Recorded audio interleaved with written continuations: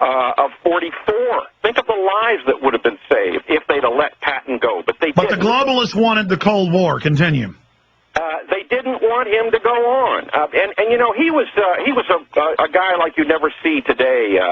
You know, a guy who believed things and said them and stood on principle, and he wanted to go and fight the Russians, and they weren't going to let it happen because at that time the American government was big buddies with the Russians, and it's even worse than that. Uncle Joe Stalin, who'd killed 60 million of his own people. Uncle Joe.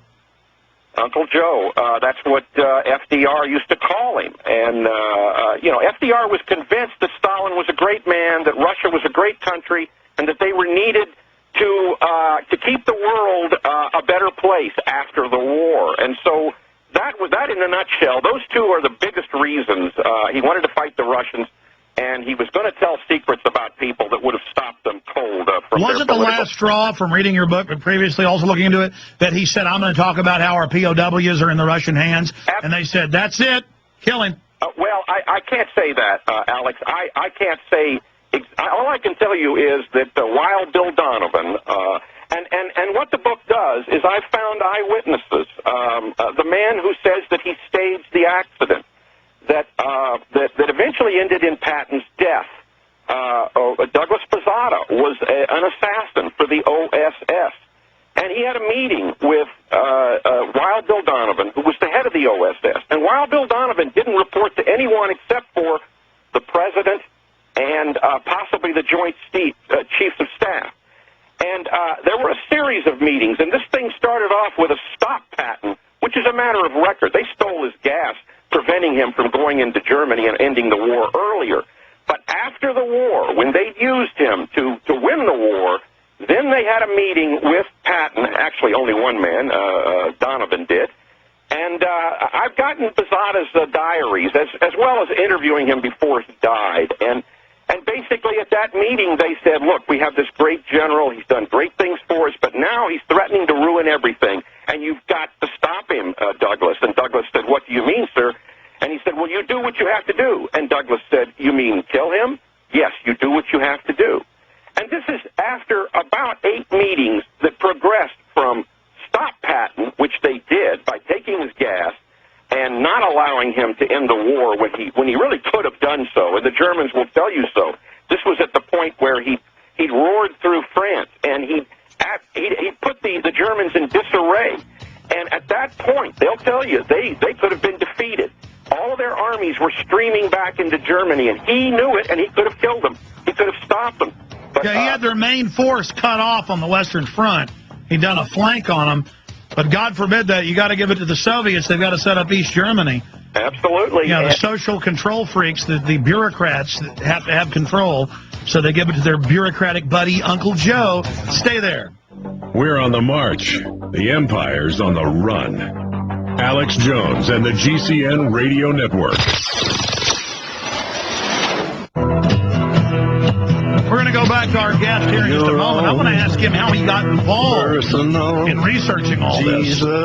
People could say ancient history. This is so important to what then happened in our world, and gives you a mindset to the establishment running things today. Because as ruthless as they were back then, they were choir boys compared to the folks running things today in the West. Before we go back to our guests, I want to tell you about a few of the sponsors that have made today's show possible. One of them is Diginet Personal Audio Video Recorder. I want to tell you about our sponsor, Diginet.net, Diganet.net, Diginet.net, where you can get the highest quality surveillance gear for the best prices, and I mean the best prices. Everyone should have one of their DigiPens. This unit is a video and audio recording device disguised as a pen. As an unbiased witness, it can always be at your side, ready to help, and is admissible as evidence in court if necessary. With 2 and 4 gig models, you can record 2 hours or more of continuous audio video, and you will not believe the quality when you see it for the first time. Check it out by clicking on the Diginet banner on Infowars.com. You can view the video. All you have to do is just plug the pen directly into your computer's USB port. With the date and time listed on the video, you will be able to use the pen as solid evidence in court. Go and see more of the other amazing surveillance equipment, like a little system they put in your car that's hidden cameras, very inexpensive and goes on a little SD card, with prices quality that can't be beat. Diginet.net. That's Diginet.net, or click on the banner at Infowars.com. Also, there is FrontSight.com. Have you heard of the millionaire patriot, Dr. Ignatius Piazza? The founder of the FrontSight Firearms Training Institute is offering a free handgun and 5 days of firearms training to my listeners. This offer is only available for a limited time because Dr. Piazza is literally paying his own money out of his pocket to be able to offer you this deal, and it won't last forever, so listen up. You can attend 5 days of world-class gun training at the FrontSight Firearms Training Institute and secure a 30-state concealed weapons permit, all for pennies on the dollar. Act fast, and they will give you a free Springfield Armory XD pistol in the caliber of your choice. I believe now is the time for you and your family to be armed and trained to levels that exceed even law enforcement and military standards. FrontSight provides such training without any boot camp mentality or drill instructor attitudes. Thousands have already taken advantage of this opportunity, and you should too. Don't miss out. FrontSight.com today and get your training and free gun. That's FrontSight.com, FrontSight.com, or visit them by clicking on the banner at Infowars.com today. All right, going back to Robert Wilcox, author of Target Pat. Before we continue with the assassination, what it's been like now that your book's out, the diaries confirmed, the eyewitnesses, the documents, all of this. If you had any repercussions, have you talked to Patton's family, his heirs, his ancestors? No. They've been strangely silent. I tried early on in the beginning of writing this book to get in touch with them because I think they have either information or archives that really could help a person like myself who knows a lot more than anyone else about it simply because I've been working on it for 10 years.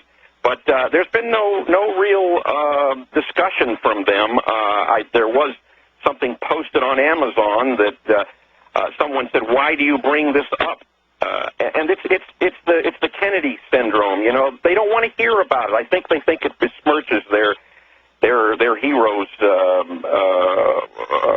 reputation. But this has to be put out in the open because he was a great patriot, and what happened to him was terrible, and we need to get the finalization on it. There's still stuff to come out. I have heard from people. I always thought that I would open up a can of worms and they just come roaring in, but I think we're too far away from it. But I've heard from various people. For instance, the scene of the accident in which Patton was hurt at and subsequently died from, all types of mysterious people were over it. And one of them is identified. All of them are identified in my book, who we could identify. But one in particular, a very mysterious figure. Well, someone called me and said, "I knew that man, and I once talked to him about." Somehow the Patton death came out, and he turned blue and ran away, and not ran away, but walked away, and we never heard from him again. He was a friend in this circle of friends. And that showed to me that, well, he must have had some guilt about the thing. So anyway, the reaction has just been continual, a lot of praise for the book. Believe me, I spent 10 years at it. I am a professional writer. I just look for stories. I don't go after things just to go after things. I look for good stories. This one was brought to me by my cousin, who is an international private eye investigator, has a firm of his own, who told me that he knew of Bezada, this person who eventually confessed to me that he had actually set up the accident, the strange accident. And when I went to Bezada, let me say that he never would have talked to me had he not had a stroke. This man lived his entire life as what he called a clandestine. This is the very secret persons. And during the war, he was an assassin. One of the first things I did after he told me his story, he had been at Jedburgh, which was really a courageous. This was the beginning of our special forces. He had jumped behind enemy lines, behind the German lines. His job was to organize the Maquis against the Germans when they were fighting back at D-Day. He did all that. Tremendous story about him. And I went to the National Archives, and I dug up everything he told me, and it was all true. This man was sterling as far as what he had told me. And then, as it went on, and when we continued to interview, he then told me about, at first, the story was that he knew about this, and that's what my cousin had told me. But it developed out finally, and it was obvious as we talked more about it, that he had actually been the guy he was talking about, that he knew about. And so Douglas Posada, this OSS assassin, and the OSS is the forerunner of the CIA, got the order from Wild Bill Donovan to do this. And the other part of that, the other strong part of that, was that there was an intelligence officer with the CIC, that was sort of the FBI of the Army, with Patton's forces. And after the war, he found out about the plot from the Russian side. And let me state right now that this was an OSS NKVD operation. Stalin ordered the hit of Patton as well. And by the way, the OSS and the NKVD were in collusion. And this is all in Target Patton, something that very few people know about. Well, by the way, sir, separately talking to other historians and folks, I mean, deep with the Russians, even after the Cold War starts, giving them the nukes, giving them the factories, the Rockefellers, the Rothschilds, the Opel factories.